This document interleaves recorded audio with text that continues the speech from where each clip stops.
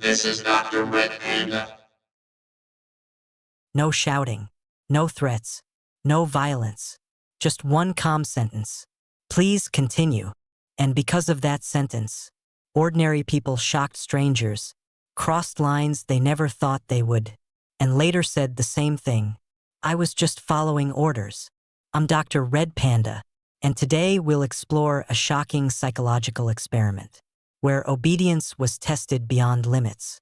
Because the most disturbing part isn't what people did, it's how normal they were while doing it. So here's the real question. If someone in authority told you to continue, would you? They were just ordinary people. Let's start with something disturbing. You're in a room. You're told to do something you know is wrong, but you do it anyway. Why? Because someone in authority tells you to. Now, this wasn't a war. This wasn't a prison. And there were no threats. It was a psychology experiment. And it happened in the 1960s. It was called the Milgram experiment. And in it, ordinary people like you and me were told to administer electric shocks to strangers, people they had never met before. The shock started out mild, but gradually it increased, until the person on the other side was screaming in pain. And when the victim begged to stop, the person conducting the shock was told, "Please continue." Here's the kicker. More than 65% of the participants went all the way, administering what they thought were deadly shocks, despite hearing screams and pleas to stop. These weren't bad people. They weren't sadists. They were just normal people. Some teachers, some engineers, some students, who thought they were helping science. They trusted the authority figure standing behind them, telling them that it was okay. But here's the part that should send chills down your spine. They weren't just following orders. They were choosing to continue. You see, the people administering the shocks weren't being physically forced to do anything. They could have walked away at any time, but most didn't. Why? Because obedience to authority is built into us. From the time we're children, we're taught to listen to authority figures. Parents, teachers, bosses, police officers, doctors, we're conditioned to follow orders. It's what keeps society running. But it's also what makes us so dangerous. In the Milgram experiment, the participants didn't want to hurt anyone. They just didn't want to question the authority telling them what to do. And in a way, they were just as much victims of the experiment as the people being shocked. But here's the most disturbing thing. In real life, people don't always have the luxury of a scientific experiment to excuse their actions.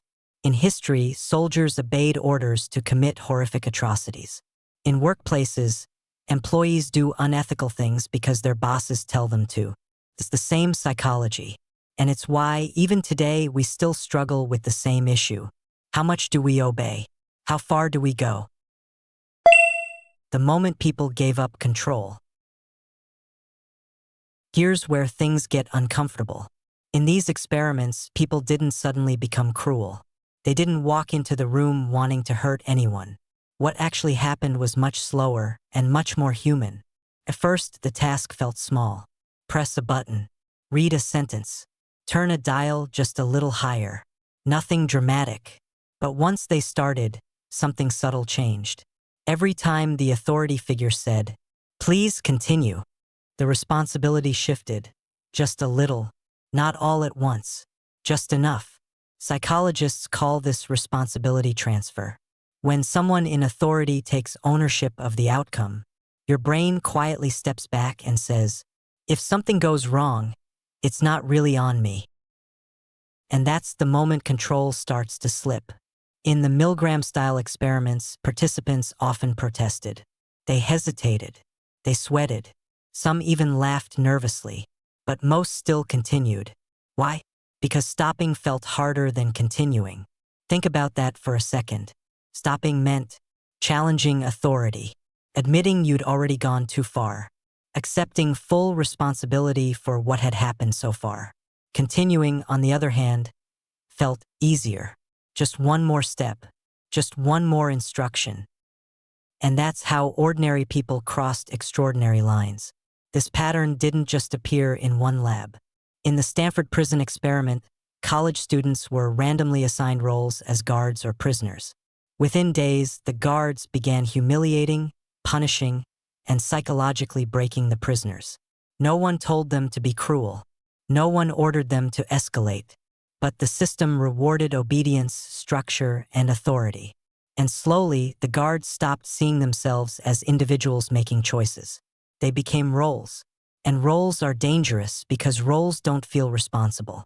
The same thing shows up in real life.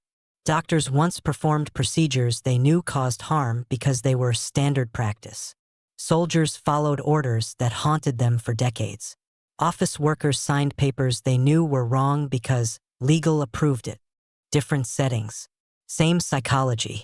Once people believe they are just a part of a process, their moral compass doesn't disappear. It gets outsourced. And here's the most unsettling part.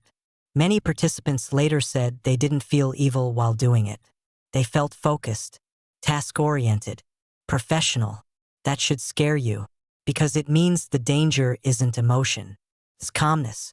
Evil doesn't always look like rage or hatred.